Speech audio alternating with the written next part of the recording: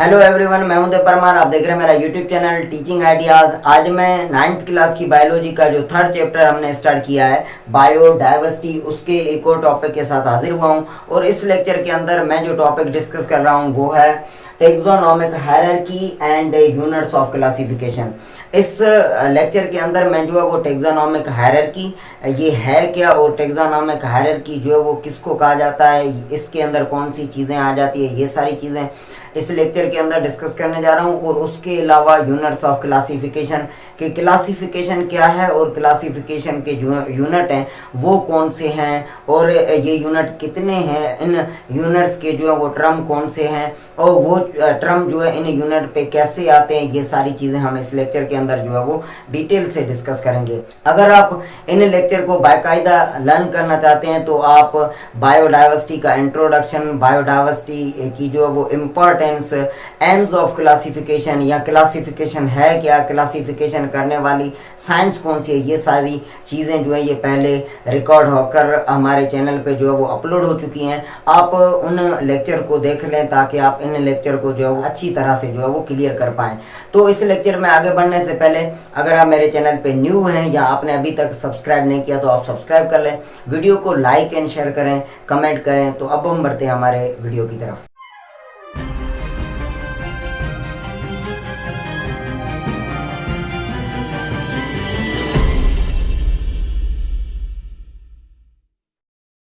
इस लेक्चर के अंदर सबसे पहले हम जो है वो टेक्सोनोमिक हायरार्की को कवर करने जा रहे हैं और उसके बाद हम जो है यूनिट्स ऑफ क्लासिफिकेशन को लर्न करेंगे। तो टेक्सोनोमिक हायरार्की है क्या? सबसे पहली इससे वाबस्ता पॉइंट ये है, the groups in which the organisms are classified are known as taxa और टेक्सोनोमिक कैटेगरीज।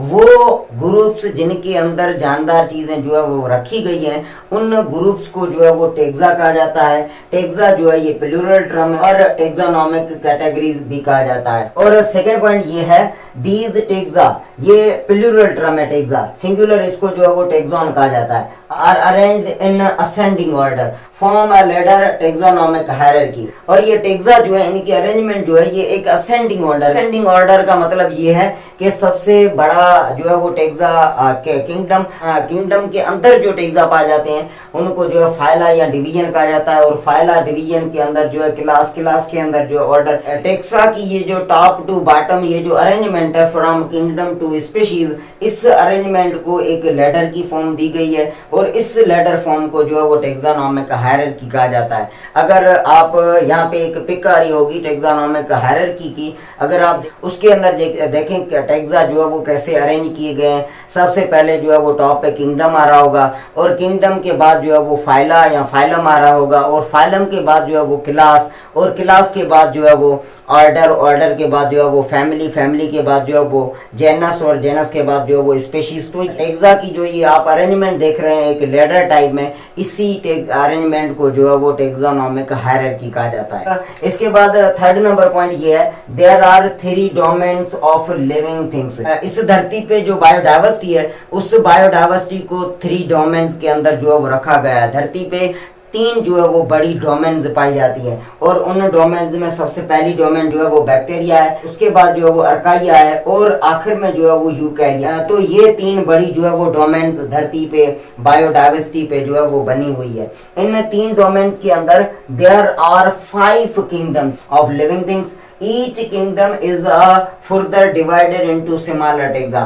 और हर एक किंगडम जो है वो अंदरूनी तौर पे या इंटरनली वो जो है वो छोटे छोटे टेक्सा पे जो है वो डिवाइड किया गया है। तो इस हिसाब से हर किंगडम के अंदर ये लेडर फॉर्म में जो बेसिक टेक्सा से लेके हाईएस्ट टेक्सा तक ये जो अरेंजमेंट है लेडर फॉर्म में, इसको टेक्सोनोमिक हायरार्की कहा जाता है। और एक पॉइंट आप यहाँ पे ये भी नोट कर लें कि यहाँ पे जो है वो सबसे हाईएस्ट टेक्सा जो है वो किंगडम को माना जाता है और सबसे बेसिक या फंडामेंटल टेक्सा जो है वो स्पीशीज को माना जाता है। तो ये थी टेक्सोनोमिक हायरार्की जिससे वाबस्ता कुछ जो है वो पॉइंट्स हमने डिस्कस की। और इसके बाद हम जो सेकंड टॉपिक डिस्कस कर रहे हैं यूनिट ऑफ क्लासिफिकेशन, ये इन टेक्सा से वाबस्ता ही जो है सिमिलर टॉपिक है लेकिन उसको हम जो है एक और फॉर्म में जो है वो डिस्कस करेंगे। सबसे पहली पॉइंट इस टॉपिक से वाबस्ता ये है, there are 7 units of classification. जानदारों की जो क्लासिफिकेशन की गई है किंगडम्स के अंदर, और हर एक किंगडम्स के अंदर जो यूनिट है वो 7 पाए जाते हैं।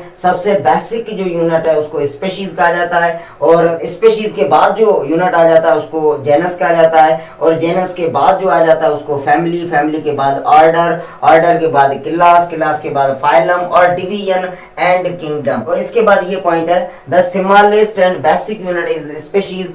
क्लासिफिकेशन के जो 7 यूनिट्स हैं इनमें सबसे बेसिक यूनिट जो है वो स्पीशीज। स्पीशीज जो है वो कौन सा यूनिट है और इसे स्पीशीज का टर्म क्यों दिया गया है? इस यूनिट के अंदर जो जानदार चीजें हैं, all the members share similar characteristics and naturally interbreed to produce a fertile offspring. ये स्पीशीज एक ऐसा यूनिट या एक ऐसा ग्रुप है जानदारों का, और यहाँ पे जो जानदार हैं वो फंडामेंटली सिमिलर होते हैं, क्योंकि उनकी जो फंडामेंटल कैरेक्टर्स होती हैं, लाइक सेल उनके जो है वो एक जैसे हैं, और उनकी जो एक्सटर्नल स्ट्रक्चर है, मॉर्फोलॉजिकल क्राइटेरिया वो एक जैसी है, और उनकी जो पैदाश करने का जो तरीका है या उनकी रिहाइश का जो तरीका, तो ऐसी फंडामेंटल जो लाइफ के जो फीचर्स हैं वो अगर किसी भी मेंबर में सिमिलर पाई जाती हैं तो उनको एक स्पीशीज कहा जाता है। उनको हम 2 स्पीशीज नहीं मानेंगे, जैसा कि मंकीज एक स्पीशीज है और हम इंसान जो है दूसरी स्पीशीज है। हम में कुछ शायद सिमिलरिटीज हो, लेकिन वो अपने हिसाब से लाइफ जो है वो बसर करते हैं, हम जो है वो अपने हिसाब से लाइफ बसर करते हैं। तो हमारी बुनियादी फंडामेंटल जो फीचर्स सेम होंगी, तो हम एक जैसे फंडामेंटल फीचर वाले जो जानदार हैं उनको हम जो है वो स्पीशीज कहेंगे। इसके बाद जब closely related species are group together into genus, जानदार चीजें जो अगर उनके अंदर आप जाएंगे तो वो स्पीशीज के यूनिट पे एक दूसरे से बहुत अलग है, लेकिन आप उन स्पीशीज, दोनों अलग स्पीशीज को अगर कुछ फीचर्स पे देखेंगे तो उनकी मैच हो रही होगी, एक दूसरे से जो है वो कुछ बेसिक फीचर्स जो है वो शेयर कर रही होंगी। तो ऐसी स्पीशीज को जो है वो इकट्ठा करके एक हायर टेक्सा या हायर यूनिट क्रिएट किया जाएगा, उसको जो है वो जेनस कहा जाता है। प्लूरल वो जेनरा कहा जाता है। और जब ऐसे सिमिलर जेनरा जब वो एक दूसरे से मैच होंगे तो वो इकट्ठे किए जाएंगे एक और हायर टेक्सा के अंदर, उसको जो है वो फैमिली कहा जाएगा। और ऐसी सिमिलर फैमिलीज जानदारों की जब एक दूसरे से किन फीचर्स पे सिमिलर कैरेक्टर्स शेयर कर रही होंगी तो उनको इकट्ठा करके एक और हायर टेक्सा या यूनिट बनाया जाएगा, जिससे जो है वो ऑर्डर कहा जाता है। और ऐसे सिमिलर ऑर्डर जो है इकट्ठे किए जाएंगे और उनको जो है वो एक क्लास में रखा जाएगा। और ऐसे सिमिलर क्लासेस जब इकट्ठे होंगे तो उन पे जो है वो एक और हायर टेक्सा या यूनिट क्रिएट होगा, जिसे फाइलम कहा जाएगा और डिवीजन कहा जाएगा। यहाँ पे मैं आपको फाइलम और डिवीजन का डिफरेंस बता दूं। जब एनिमल जो है उनके जब क्लास इकट्ठे होंगे तो उन पे जो है वो फाइला बनेगा या फाइलम बनेगा, लेकिन प्लांट जो है उनके जब क्लास इकट्ठे होंगे, जब एक साथ होंगे तो उन पे जो हायर टेक्सा या हायर यूनिट जो क्रिएट होगा उसको डिवीजन कहा जाएगा।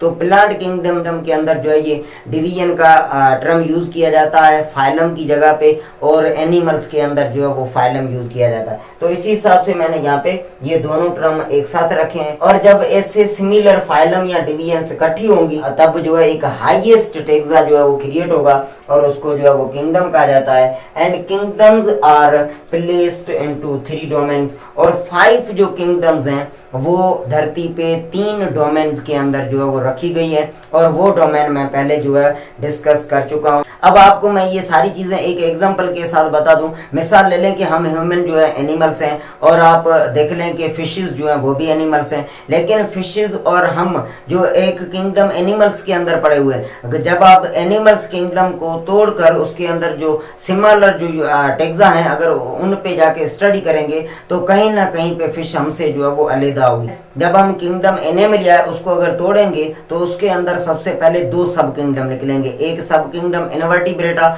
और दूसरा सब किंगडम जो है वो वर्टिब्रेटा। तो हम जो है वो वर्टिब्रेट में आ जाते हैं, क्योंकि हमारे बॉडी के अंदर एक डेवलप्ड बैकबोन या बोन का ये जो है वो पिंजरा पाया जाता है, तो इस हिसाब से हमको जो है वो वर्टिब्रेट माना जाता है। फिशेस भी वर्टिब्रेट है। इसका मतलब है कि किंगडम के बाद फिशेस अभी तक हमारे साथ इस वर्टिब्रेट सब किंगडम के अंदर मौजूद है। अगर आप इस सब किंगडम वर्टिब्रेट को तोड़ेंगे तो इसके अंदर आपको जो है 5 क्लास जो है वो मिलेंगी। 5 क्लास में अगर आप देख लें तो एक क्लास है पाइसेस का टॉप, उसके बाद जो है एम्फेबिया का, एम्फेबिया के बाद रेप्टाइल्स का, रेप्टाइल्स के बाद जो है एव्स या बर्ड्स का, और उसके बाद 5th नंबर जो है वो ममालिया। अब आप यहाँ पे देखें कि क्लास, जब एक सब किंगडम वर्टिब्रेटा को हमने तोड़ा है तो उसके अंदर जब आपने क्लास के यूनिट पे जाके देखा तो फिशेस हमसे जो है वो अलहदा हो रही हैं। तो इस तरह से जिस जगह पे जो फीचर जानदारों की सेम आती है वहाँ पे उन्होंने उन जानदारों को उस यूनिट पे साथ रखा है, और उस यूनिट के बाद अगर उनकी फीचर्स जो है एक दूसरे से मैच नहीं हो रही तो उनका वो यूनिट जो है एक दूसरे से अलहदा हो रहा है। तो इस हिसाब से स्पेशीज से लेके किंगडम तक ये यूनिट जो है ये एक टैक्सोनॉमिक हायरार्की की फॉर्म में इन फीचर्स के बुनियाद पे एक दूसरे के साथ जो है वो एक यूनिट पे या एक टैक्सा पे इकट्ठे होते हैं, और फीचर के जो है वो सिमिलर ना होने पे वो फुर्दर अंदरूनी तौर पे जो है वो एक दूसरे से जुदा होते हैं। तो इस हिसाब से ये सारी चीज़ें जो है यहाँ पे ग्रुप की गई हैं, और बायोडाइवर्सिटी को इस हिसाब से धरती पे जो है वो क्लासीफाई किया गया है। और यहाँ पे लिविंग थिंग्स के जो है वो 5 किंगडम जो है वो बनाए जा चुके हैं, और उन 5 किंगडम को अभी भी हायर रैंक पे जो है वो 3 डोमेन के अंदर रखा है, और उस हिसाब से वो स्टडी की जाती है। और साइंटिस्ट या बायोलॉजिस्ट ने इन जानदार चीज़ों को या पूरी बायोडाइवर्सिटी को इन 5 किंगडम या 3 डोमेन के अंदर इसलिए डिवाइड किया ताकि इनको आसानी से स्टडी कर सकें और इनको हम समझ सकें कि कौन सी जानदार चीज़ें कहाँ पे कैसे पाई जाती हैं। और इस बायोडाइवर्सिटी की जो है तकरीबन 1.5 मिलियन या 15 लाख जो स्पीशीज़ हैं वो अभी तक क्लासीफाई हो चुकी हैं, और उनको साइंटिफिक नेम भी जो है वो दिया जा चुका है। तो आने वाले लेक्चर के अंदर हम ये फर्दर चीज़ें बायोडाइवर्सिटी और क्लासिफिकेशन से वाबस्ता डिस्कस करेंगे। इसके लिए आप चैनल को सब्सक्राइब कर लें, वीडियो को लाइक किया करें। तो मिलते हैं नेक्स्ट वीडियो में, तब तक के लिए बाय बाय।